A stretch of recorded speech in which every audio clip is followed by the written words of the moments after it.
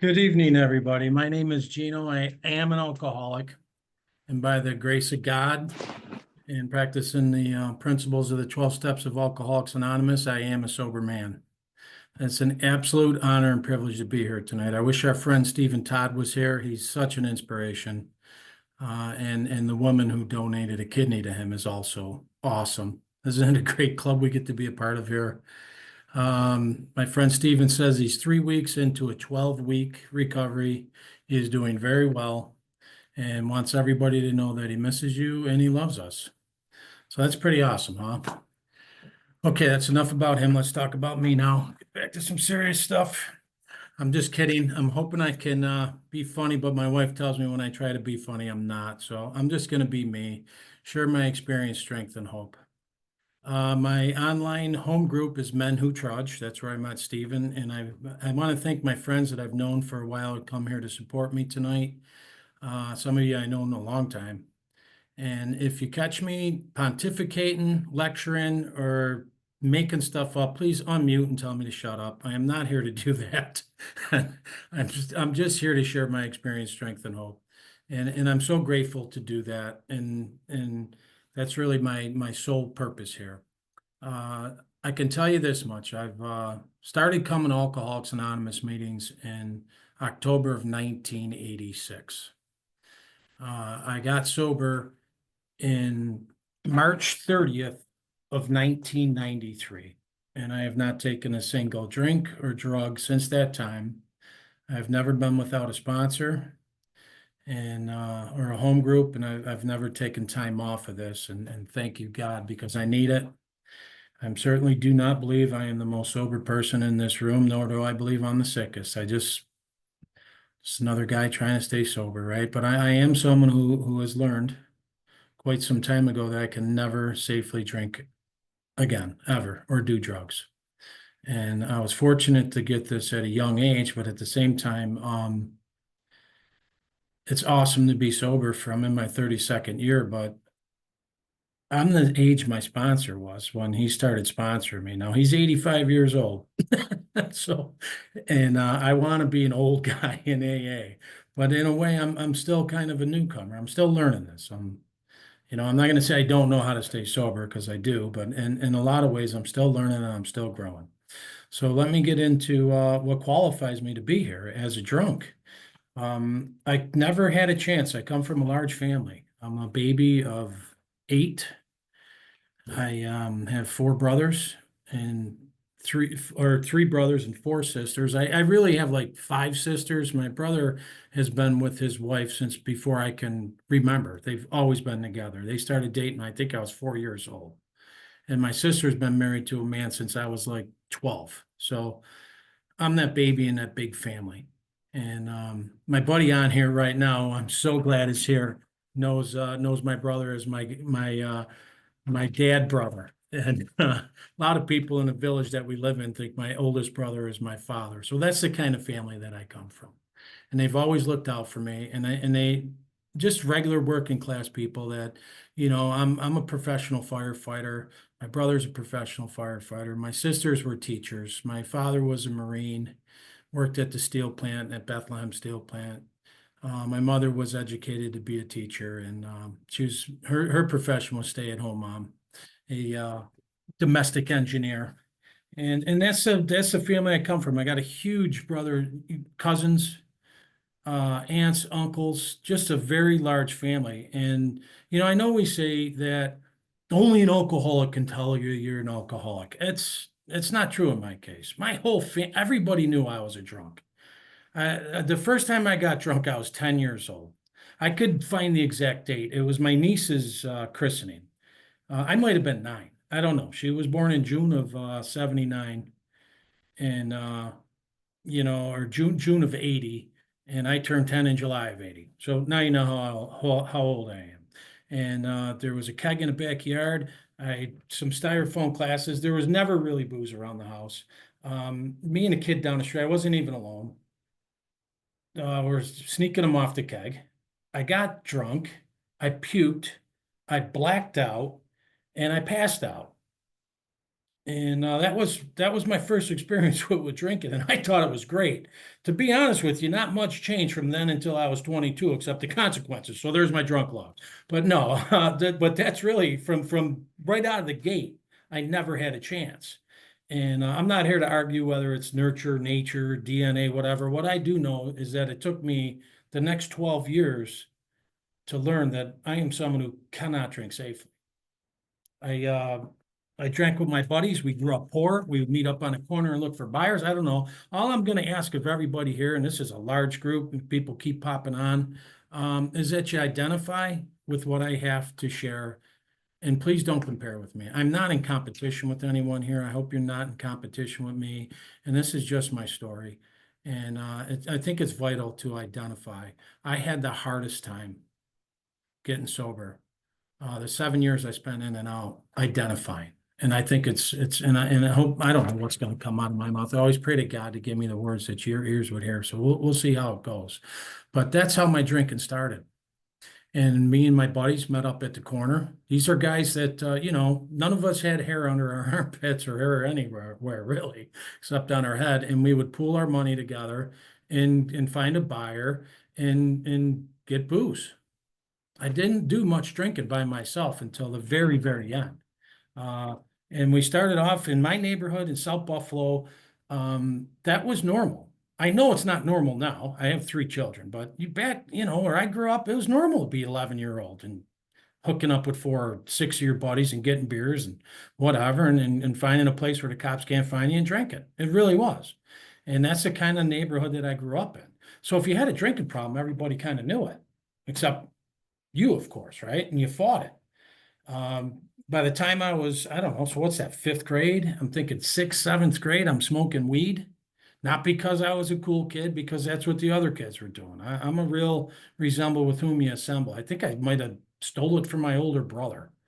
Um, and by the time I was 14 years old, and I'm proud of this, I could drink a pint of vodka by myself. At 14 years old in eighth grade, I'd get a $1 allowance. A bottle of cheap stuff was 54 cents. So you ever drink Dom Chodka vodka? It's like rock gut. Yeah, he's laughing. I see my man laughing over there. Yeah, Dom Chodka vodka in 1984 was 54 cents a pint, and I could drink one by myself. And then had a little other change to throw in and maybe grab some potato chip, whatever, pitch in on whatever, and on a Friday night, I could drink that by myself. I learned early on that if I smoked weed and I drank, instant blackout. There's no turning back. So I tried, it was like one or the other for me. I'm one of those guys. And for me, to be honest with you, smoking weed was sober. I'm one of those guys who thought, yeah, I'm sober, just smoking weed. And I thought that at a young age. Um, so I started to get in trouble, as you can imagine, right away. I got in trouble with school. I started to have a hard time doing homework, kind of stuff that goes on with a young drunk addict at a young age. I did manage to get into a good high school, a engineering high school in the city of Buffalo, highly regarded. And as a young man, I started to learn engineering and doing advanced mathematics. One of the things that escaped me, though, as smart as I think I might be, and yes, I have a PhD from I know University. That's why I ask fact checkers to get on here, because if I start acting like I know something, call me out on it. I don't know. Am I the only one here with the PhD from I know University? I hope not. Again, please identify with me. So I'm going to school and I'm getting in trouble. I can't make it to class because I'm drinking and I'm young. I'm the guy that's got the beer in his backpack showing up at school, 14, 15 years old. If there's a date on the calendar where I crossed into the point of no return, where I'm full-blown alcoholic, okay, and I'm not coming back without human aid, it was February 5th, 1986. I was 15 years old and my father died. And it was a shocker. And it really spun my family around. And I remember the day he died. I uh, I got a phone call from my brother, said we're all up at the hospital. Dad's in. Dad had a heart attack. I don't know why I did this. I called my aunt and I called the priest at St. Ambrose, where I grew up going, all my brothers and sisters really grew up going to school. And he was on his way out to 6:45 Mass. I told him Father Stanton was his name. I said, my father had a heart attack. Can you go up to the hospital to be with my mom? I was 15 years old. I can't tell you why. I guess that's God working in my life without me knowing it. And then about 10 or 15 minutes after that, my oldest brother, Michael, called me with tears. And I knew. And he told me my dad was dead. I went upstairs. I told my sister, who's I don't know, 7 years older than me, and she started to cry. And then I told my brother Tony that our dad was dead, and he just started to break stuff, scream and yell. And by the end of that night, I was in the kitchen at my mother's and my childhood home with guys that were my father was Korean War Marine, and my uncle was a Vietnam vet, my mother's brother, and they're guys, and I knew who these guys were. And I was drinking Labatt's Blue. I think it was something in a blue can, and doing shots of Kesslers and hearing war stories about my father, because that's what every 15-year-old does, right? On the day his father dies. And of course, I blacked out. And I drank pretty heavily the next few days. I was introduced to the tradition in my family where you get a little flask and you do sips of, I don't know, I never got a flask, but whatever whiskey's in there. And my drinking went to a whole new entire level after that. And the trouble really started. It was off the rails. I kind of lost my mother during that time. She kind of had I guess you'd call it a nervous breakdown. I don't know. She was heartbroken. She lost the love of her life. And me and my next oldest brother were crazy party animals. And we started to get out of control. I got sent out to my oldest brother, Michael's house. He's the one that lives in a village now. My buddy knows him as my dad brother. And I lived at his house for the summer, hoping to straighten me out. And I dropped two classes. I went to summer school to make them up, and really, really had that first determination to turn it around, even as a young guy, to never be that guy again, right? To I'm going to do this. I was a young kid, convinced that I could get it right. I dropped two classes. I had the beers in a backpack, but I'm going to turn it all around. And my brother taught me his business. I hung out there. I got to see what normal was with his wife, and he had a son born, and baby, and I got that vision of the life I wanted. And it was nothing spectacular. He's a married guy with a wife and a kid, nice house, right? Career, regular guys, American dream kind of stuff. I've always kind of been that American dreamer. Left his house in September, went back to school in October. I stole my sister's car and trying to impress a girl, and got a DWI, because that's what everybody does, right? Got a DWI before I had a license, and I got a DWI after my first AA meeting, because I had went to a meeting prior to that. And of course, I'm that guy who thinks he's too young, too smart, and too good looking to be an alcoholic, and also too humble, as you'll find out. But so there I am in Cheektowaga getting a DWI, and don't those cops suck, right? And then I started my journey on going to AA meetings, and it was to get out of trouble. I remember being brought up to the VA hospital. I'll honor these men, Booner McBride and Don Byers, who both had passed along, but they both died sober men.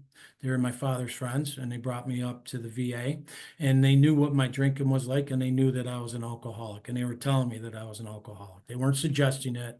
They told me, kid, you got this. You got it bad. At your age, to be doing what you're doing, to be acting like you're acting is not good. So they took me to what they called the flight deck, where the guys that go into the blackouts and don't come out are the wet brains. And there's no way I thought that was going to be me. No way. I was just in some trouble. When I get out of this trouble, you'll see. And then we went down to the fourth floor where the meeting was. We walked through the doors, and there was this guy, George Fitz, who's passed on, but man, was he a good influence in my life. He had 15 years of sobriety and had relapsed. And there he was with the slippers on. Now, I had never seen him before in my life, but these men's jaws dropped. And he called it his lost weekend, but he went back drinking after 15 years. And I instantly thought, see, here you guys are giving me the hard guy act on a ride here. This is all bullshit. This doesn't really work. That was my first, and that I understand that today as alcoholic thinking. And I spent a lot of years thinking I was just a punk, but that's alcoholic thinking. I was cynical about it. I didn't think I was that bad. And there was an example that, see, this doesn't work. And these guys' jaws dropped. So that pretty much ended it for me in taking AA any serious for some years. I got out of the trouble I was in and went back to school. Before I graduated school, I get out of the DWI in January of 1988, and in March of 1988, I take my other sister's car for a joyride, trying to impress a girl, drive it off a bridge, and I wind up in a homeless shelter. At this point, I'd been going to AA meetings for over a year, in and out. And I'm the guy that's getting worse, never better, though I can't see it.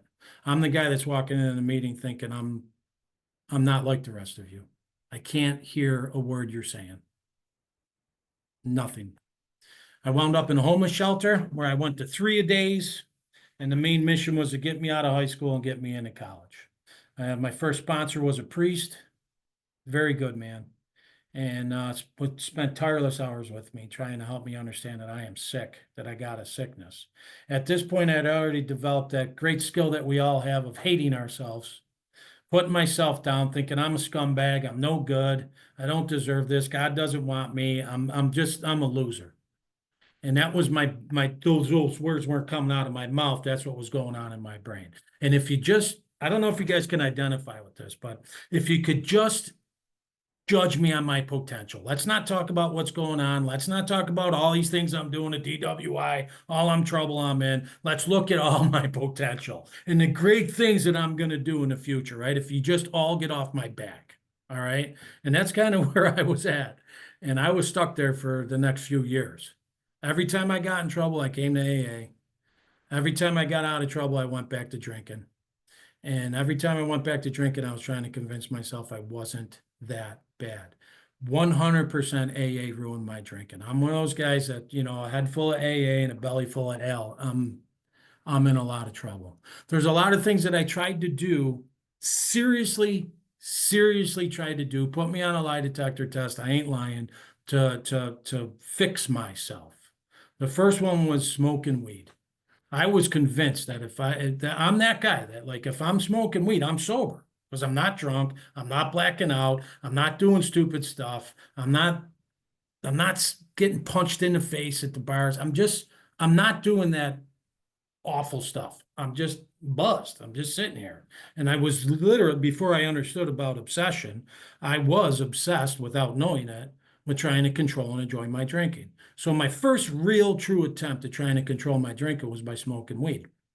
And I'm here to tell you it doesn't work, or that's what I'd be doing.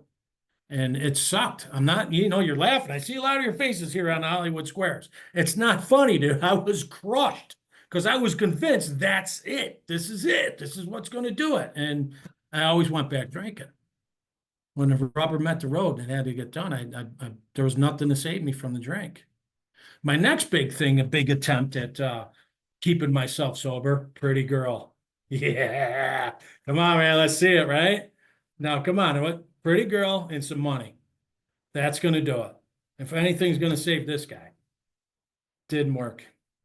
I did the most awful things I swore to God I would never do. Man, and I had some good, like it said, like was prophesized before I was ever born. We could meet some really good women, us guys in AA. And man, did I screw it up.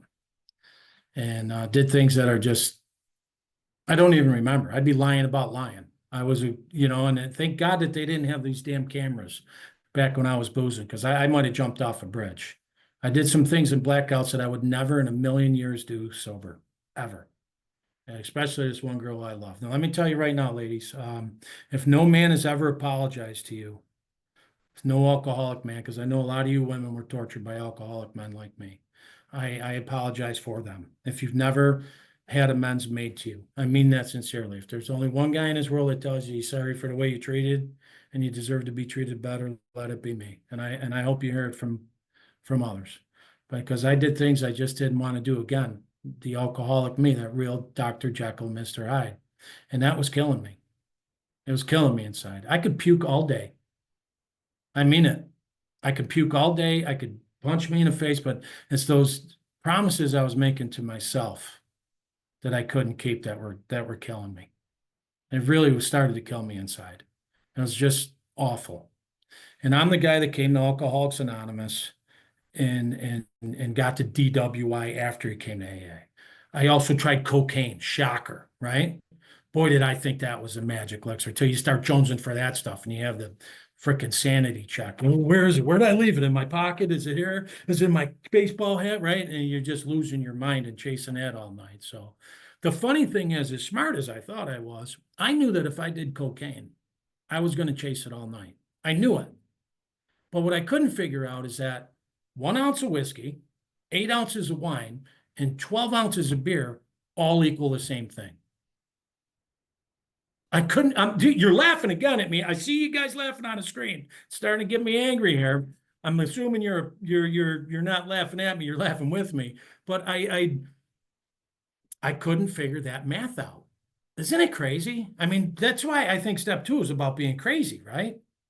I'm not the only person on here that took advanced mathematics, right? Calculus and you know what I mean? Design testing and stress fracture stuff like that, right? I could not figure that out.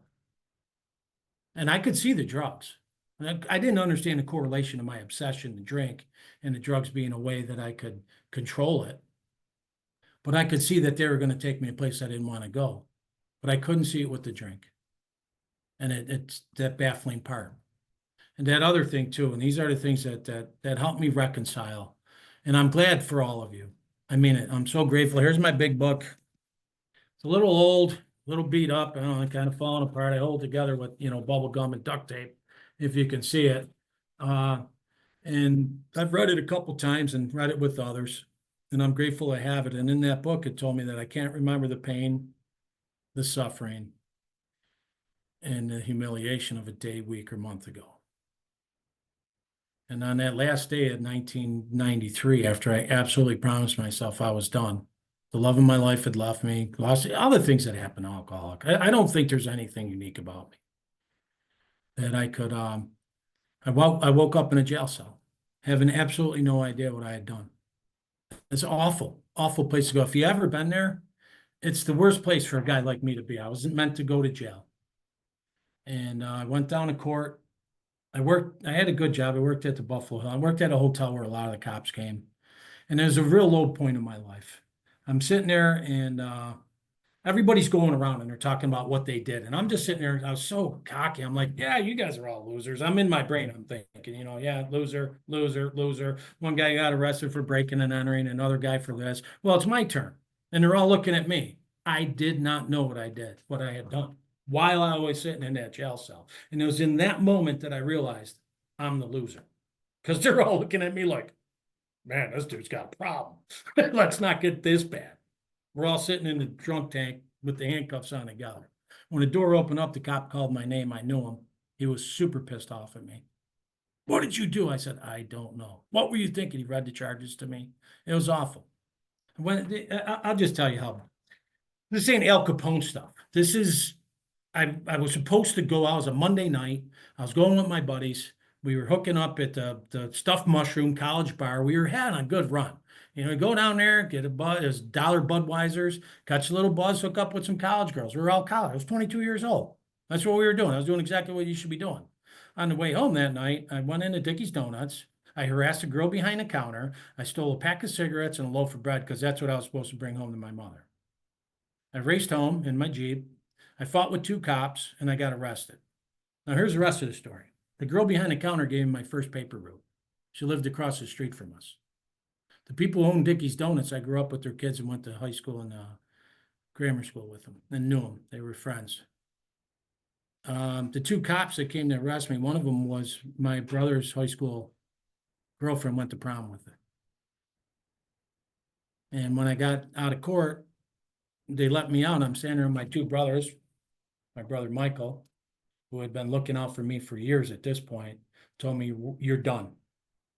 You are a disgrace, and I knew it. You're an embarrassment to this family. Move to Cleveland. I'm like, Cleveland. He goes, yeah, nobody knows us there. Nobody. You want to act like this? This is how you want to live? This is who you want to be? Move to frickin' Cleveland. Sorry, Karen. No offense to Cleveland, but nobody knew us there. And that's kind of, and right there I was told you're getting out of trouble because, my family knew people. I was introduced to this guy, Hank, and he told me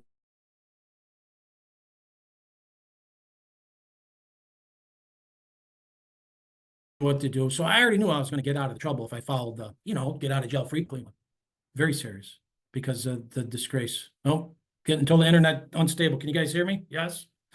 And so I decided right there, I'm done. I just knew it. I don't know. You know how you ever been in that spot where you just know that you're drunk? Like I couldn't see it up to that point, and I seen it, and I'm like, I can't be this guy. I just can't. I seen this vision of who I should be. There is a vision of who I should be, and I had a glimmer of it. That moment of clarity, whatever you want to call it, right? And I just knew that I could not be the man that I was. It was a damn disgrace and an embarrassment to my family. And I begged God right there in that moment to save me. Right there in that moment outside of Judge Broderick's court. I have not touched a drop of alcohol, taken a drug that wasn't prescribed or necessary for surgeries that I've had since that day by the grace of God and all of your help. And the miracle that happens when we do these steps. The other miracle that happened is when I came back to AA. And I was ashamed, man. I'm that chronic relapser. I'm that guy that bounces in and out. If you're a chronic relapser, please don't stop coming because I did it for years. And I got worse, not better. And I had black eyes and I looked like crap. I looked like a guy that was hopeless and powerless, that needed help. I walked through that doors ashamed of myself. And who do you think standing there at the coffee pot? George Fitz. He was sober. He hadn't drank since I seen him up at the VA. And he didn't wag his finger at me. He didn't say, well, you should have went to more meat. No, no, no. He said, kid, you ready? You look ready. Because you can have this. You can do it. And I was like, yeah, I'm ready, man. And he welcomed me. And he shook my hand. I tell you, there's a lot of power in being a good greeter. And I knew him until the day of his death. His wife, beautiful woman. She was very involved in Al-Anon, and I actually had the honor and privilege to sponsor his grandson. So God doing for us what we can't do for ourselves, right? And but that was my humble beginning. And I still had to work through all these things. But what happened for me was I was able to identify. Like I could see George as a young guy, which I could never see before. He was just this old guy, like Stephen Todd if he was on here, Old guy. You can't imagine him running around college campus, right? Chasing girls, right? Getting buzzed up, having a good time. I couldn't imagine that because I was too wrapped up in this sickness and this bondage of self and whatever this alcohol does to us that keeps us from seeing the truth about who we are. Everybody in my family knew I was a drunk but me. They'd been telling my mother for years, Pat, you got to let him go. You know, and she kept taking me back. And thank God. And thank God that you guys got me. Thank God for the third tradition, that you didn't kick me out for being a young punk, And I started to see it. I started to hear the things that I could never hear before. 1,000, one's too many, 1,000 ain't enough. And I started to see the difference between being just this kid who's in trouble and needs to get out of trouble and is sick, someone who's sick. And that if I don't do certain things, I'm drinking, whether I want to or not. That's what powerlessness is all about. I'm the guy that went to meetings, left meetings and got drunk, came to meetings drunk, came to meetings, got high, left meetings and got high. For years, I probably, at the time that I got sober in 93, had my last drink. I'm not kidding. I probably been to 1,000 AA meetings. I had all the literature memorized. I want to sound good at meetings. Am I the only one that wants to sound good at meetings, right? Going to hear something at 10 a.m. from an old timer? That sounds good. If he ain't at the 8 o'clock meeting, I'm repeating it. Look around, he ain't here. I'm going to repeat it so I could sound sober, right? I had been playing that game for years, but there was no sincerity in it.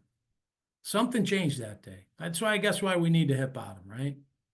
And then became that journey of what is it that I believe. I came in Alcoholics Anonymous convinced that I was not good enough for God. That I was raised Catholic. My mother was very, very religious to the day of her death. And my first sponsor was a priest, right? And I'm like, no way, no way. I'm at least nine. If I didn't break all 10 of the big ones, I was 9 for 10, right?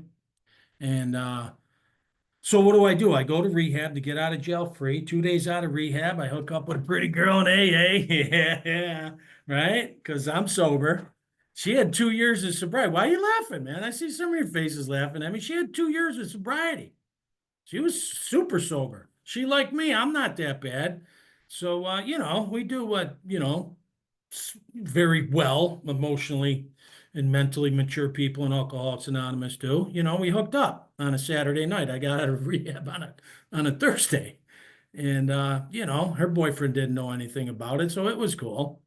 And I start going to meetings. So a month later, she tells me she's pregnant.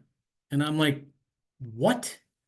She's like, yeah, I'm pregnant. And I'm like, what's your last name? What the frick? You know what I mean? What about your boyfriend? She goes, no, I ain't been hooking up with him since we hooked up. This is your baby. I'm like, oh my God. Right. So now I got to search for God. Right. Seriously. Because I knew one thing, be careful what you pray for. Because when I was in rehab, I was praying to God to make me more responsible. That's what I thought my problem was. I was irresponsible and immature. Well, I don't, I'm convinced God gave me that baby.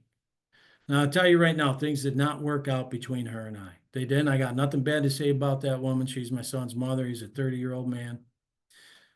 Things did work out between me and my son. She is still sober. She still has more sobriety than me. So, but we made a go at it. And what I started to do was I got involved with these guys. It was funny because prior to that, showing up at AA, I'd always find myself with those guys that were shady, sneaky guys, like I used to be.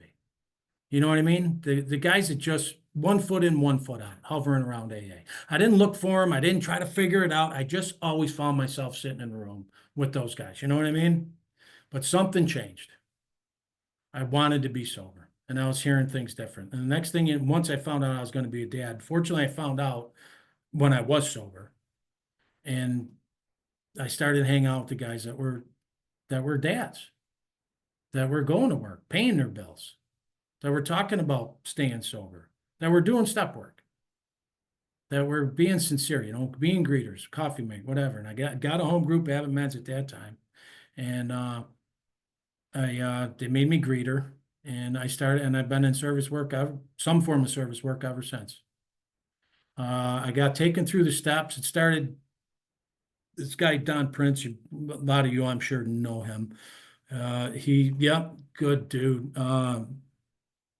He took some people through the steps from Buffalo. They came back, and in September of 1993, I went through this book right here of Alcoholics Anonymous with a small group of men, and started to do the 12 steps.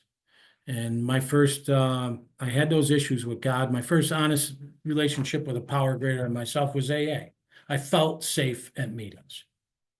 And it's a place that was safe for me, and I wasn't around people using. And I was convinced it took a couple of years. I ain't gonna lie. It took a couple of years for me to go from Thursday night to Monday morning and not be like, oh, it was a big deal to get through the weekend sober. It just was.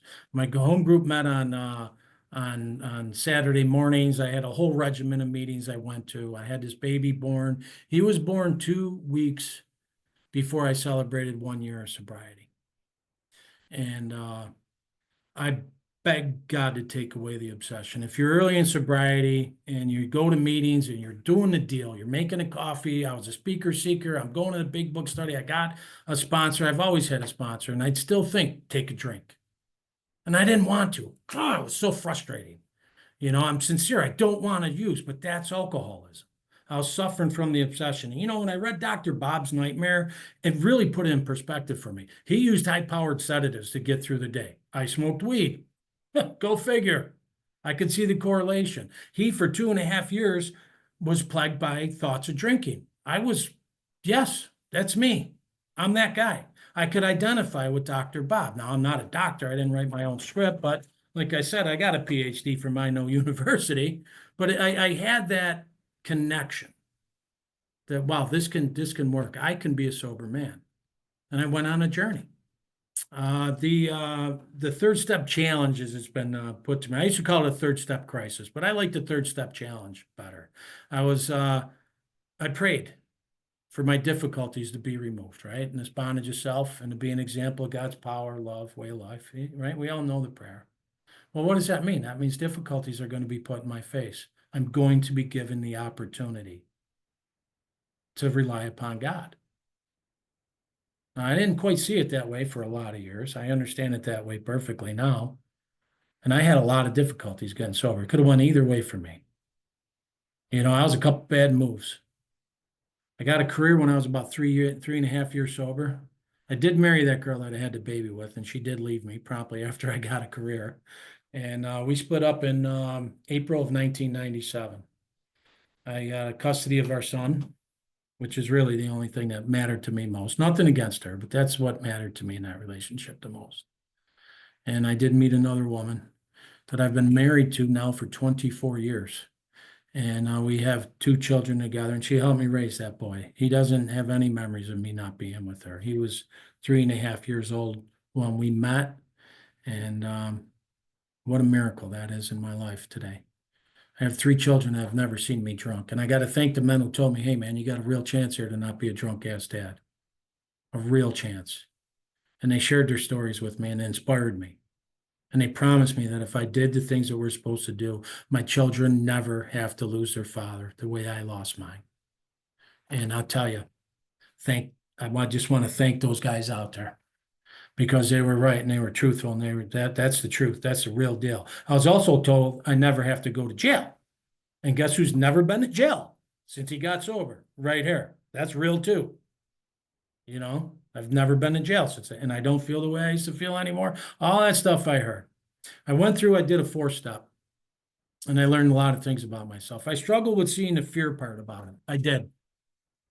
I ain't gonna sit there and tell you, oh yeah, I seen the fear, I identified it right away. No, I could see that I was a jerk. I could see that I was selfish and hurtful and jealous and that, but I couldn't see how fear drove it. I can see today better that fear was the underlining driving. You might see me being pissed off and angry or arrogant or whatever, but there's a fear underneath that's driving it. And it's taken me a long time to understand that in myself and see these different versions of myself and to pray for it and seek good advice. I'm so blessed to have good mentors in my life and a good sponsor and guys that are on this meeting that I share my life with, that I can talk to. I don't have to BS, and I can see the things in myself that make it uncomfortable for me to be me and for the people around me. I mean, what's it about? It's about the people in my life being safe. They don't have to walk on eggshells around me. When things are right in my life, people are on eggshells. Creditors ain't getting paid. It's been a long time since I've lived that way. But I did live that way for years. It took me a long time to grow up and to really get these in place. Years after I went through the steps to just get on that really solid ground where I'm doing the deal. I'm that guy. I ain't going to tell you how long. I don't know exactly, but it was years. I didn't just yeah, that's it. I'm Mr. Sober. I float when I pray. Here I am, right? Hey, everybody. It took me time. And, the big thing was making amends. That got me straight with people in my life. I made amends to those cops that arrested me. I did. I gave the one cop my 6-month coin. I ran up to her and I thanked her for arresting me. And her partner looked in and goes, "What am I, chopped liver?" And it was my brother's old prom date. I gave it to her. I go, "No, Mary, guess what she got? She got my 9-month coin, to make things, and those cops got my coins. As it turns out, I got hired as a professional firefighter and I worked 25 years with those women, seeing them, cops and firefighters run together. And I was able to look them in the eye and we were on a lot of calls together. And they told me right to my face at their retirement, at 30-year retirement, I'm the only person that ever gave an AA coin and thanked them for arresting them. And that's pretty cool, right? And I don't know what that conversation was like when they went up and said, "Hey, I'm sorry I had to arrest your brother." I know it took place, but what an awful thing. That's the kind of stuff we don't think about when we're absorbed in ourselves, right? Sorry, I had to arrest your brother. You know what your brother did? Hey, Pat, you know what your son did at my store last night? The neighbor, we don't think about that. And the hurt we cause others. We can't. That's alcoholism. But thank God for step 9. Thank God for being able to go and make amends. I learned one thing for sure going through the steps. When, you want to talk about 10, 11, and 12 and that, but I know for an absolute fact, without a doubt, I made my amends. I started making sincere, honest amends. I was probably 15, 18 months sober. And every single solitary person that I went to and made amends to that was close to me told me, never drink again. Nothing to it, right? I go to my mom. Can you imagine, like the list I had in my pocket of things that I did to your mother, right? Is there anybody, right, she just looked me straight in the face. I'm thinking, God, I got over thousands. That woman couldn't go from room to room without clutching her purse. She couldn't go to the bathroom without her purse because I would steal from her. And I didn't want to. I hated myself for doing that. That's just where this illness took me. I'm thinking, man, what's it going to be? What am I going to pay her back to make it right? She looked me straight in the face and said, never drink again and don't do that wacky tobacco. That's what she'd call it, the wacky tobacco. Nothing to it, right? I'm 23 years old. Never again, she told me. She didn't say, hey, when you get out of trouble next year, on Christmas, when your first baby's born. No, she said, never again. And I heard it over and over and over again. If that's not God's will for me, I don't know what is. That was my first experience in hearing the voice of God through others. And guess what? Through the grace of God and the power of these steps and what I'm doing right here and all of it, I don't know what part I can't do. Sponsorship, you name it. There's the power to carry it out. And I have so many examples in my life that sobriety can be permanent. I know a lot of people who've passed on sober. Guy from our group, Wes, good man, he just passed away. It was shocked us all from my Zoom group. Died a sober man. That matters to me today.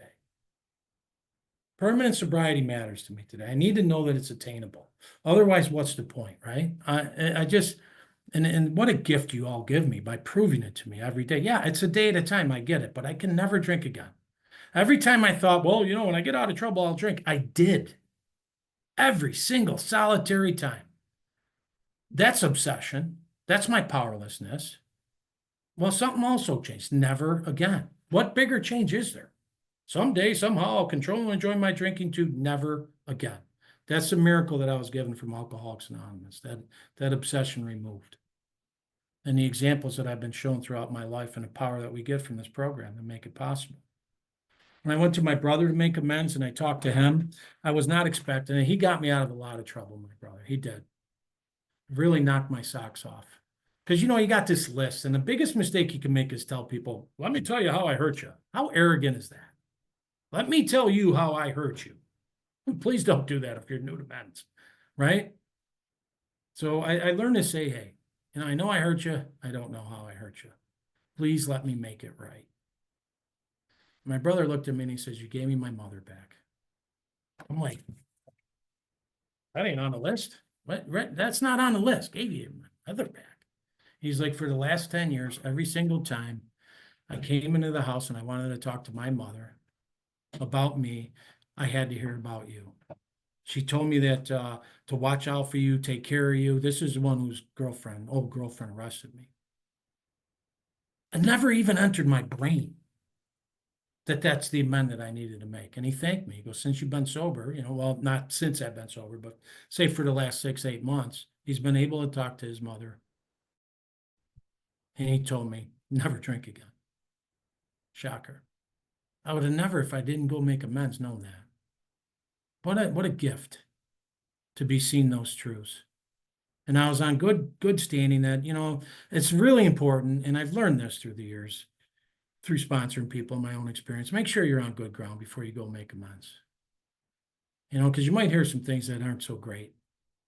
And if you're not on a solid foundation, you don't have good people around you to take that hit and be told, because I was told I never want to see you again, ever. Especially by some of those girls I heard. Rightly so. They deserve to be treated better. They deserve better than me. and they weren't going to give me a second chance. And that's a hard hit to take when somebody looks you straight in the face and says, never talk to me again. I never want to see you in my presence. You got to respect that. And through this program, through good mentors, through all of it, right? You respect that. I don't grovel. And it's kind of the way it goes. I continue to make amends, living amends. My mother passed away in 2022. She never seen me drink again. Thank you. Thank you, God. Thank you, AA. I was given one of the greatest honors of my life. My brothers and sisters asked me to eulogize my mother. And they told me to move to Cleveland. They told me to move to Cleveland. And, 30 years later, I'm there eulogizing my mother. Packed house. My mother was such a good woman. Like I said, I got this huge family, hundreds and hundreds of people in that church. They honored my mother and my family. And one of the greatest honors I've ever had. Doesn't happen if I'm drinking, right? Doesn't happen if I'm crazy sober. If I'm that guy that no one's safe around. What a gift to be given. Right. So when we talk about this, I got to revisit these things. I've learned so much over the years, when we thank God for Merton, we talk about meditation, right? My meditation life is pretty simple, right? Sometimes it's breathing. Sometimes it's walking. Meditation and motion. I learned, my wife taught me that. Yoga, meditation and motion. There's a lot of different, I'm that guy that for years was going to vibrate out of my skin. I'm a high energy guy. It's not easy for me to sit still sometimes. Years and years and years to just sit still and relax. I've been helped so greatly by the men that have honored me by asking me to sponsor them, to bring them into my life and show me how my life. There's a couple of them on here right now. I love you guys. I mean it. You guys matter to me. You make my life, just keep me from being full of crap, for one. And that matters, because delusion is real. Self-pity is real. Grandiosity is real. Those are the pitfalls of this illness, right? I need help with this stuff. May I never get so proud or so sober that I can't raise my hand and ask for help. May I forever at least be that humble. I ain't Mr. Humility here. I fought fire for a living. I ran into burning buildings with an axe, not water. I carried an axe. I did it professionally for 25 years. And in Buffalo, there's a lot of fires. There's a fire every day. I fought a lot of fire. I'm not bragging. I'm just telling you, I'm not no one's ever accused me of being Mr. Humility here, or Mr. Humble, But, I'm a warrior in God's army. I view myself more as a spiritual warrior. And that's where that praying for God's will for us and the knowledge to carry it out, the knowledge of God's will and the power to carry it out, we can get screwed up. God wills it. I've done all kinds of things, convinced that I'm doing God's will, until I hit the wall and it's like, hey, stupid, that's not God's will. Not even close. And thank God for the patience and tolerance and love, kindness and consideration and forgiveness of others. I know we like to blow ourselves up a lot, but I need theirs too, before I get all, Mr. Tolerance over here. And I've learned a lot through the years. I've learned not to worship women and money and certain things, and not even knowingly relying upon them, convinced that, that was the God I was praying to. I've learned so much through that third step challenge. And thank God for the grace of holding me there. And this continued education that we have. We talk about spiritual awakenings, right? They're huge. This profound personality change. I'm hoping it's not over. And I mean that sincerely. If I'm a done product, if the miracles happened and the spiritual experience is complete and the personality change sufficient to bring about whoever I am is done and there's no more change needed, I'm sorry for any hurt I may cause you in the future, honey. She's upstairs. It's your problem if you don't like what you got here, right? There's something wrong with her spiritual condition, because that works. So I'm really hoping that I'm not a finished product here, and that I can continue to change, and that I continue to grow, and that I can continue to mature along spiritual lines. And that, I believe, is what it's all about. And sometimes the only way I know that is by the people in my life, of being safe, right? Are the people around me safe or not? my wife, my children, coworkers, my neighbors. Or am I the guy who walks in a room and everybody's like, oh God, you know the long faces. I'm talking about in sobriety, not as a drunk. The rolling eyes. Please, God, save me from being that guy. And if I am that guy, that version of me pops up, because there's versions of me that I don't ever want to return to. Please save me from it. Take away those difficulties, right? So that what? Just people around me can be safe. And that's about as good as it gets for a guy like me. I mean it. I'm just a regular guy. And if I can continue on that route and I can continue to have people in my life to share this with and grow along those lines with, I think that I could do it forever. I mean, how beautiful is it that we are all here right now sober? Just all, what do we got? We got 118 people on this meeting. How awesome is that? Thank you for your patience and your tolerance for me. Thank you for listening to me and hearing me out. And what a beautiful thing. How much safer is the world that we're all here sober tonight? And that we're, everybody around us. Think of how many lives are being touched in a good way because we're here talking about God, being sober, thinking about our own experiences, right? May that forever continue for us. And I don't really know how much more I could share. I think my hour's up. Is my hour up, Karen? Did I do good there? And what an absolute honor and privilege it is to have all of you here tonight and to invite me to your group. I mean that sincerely. Thank you. I love you all. Thank you. And thank my guys from Buffalo for coming to support me too.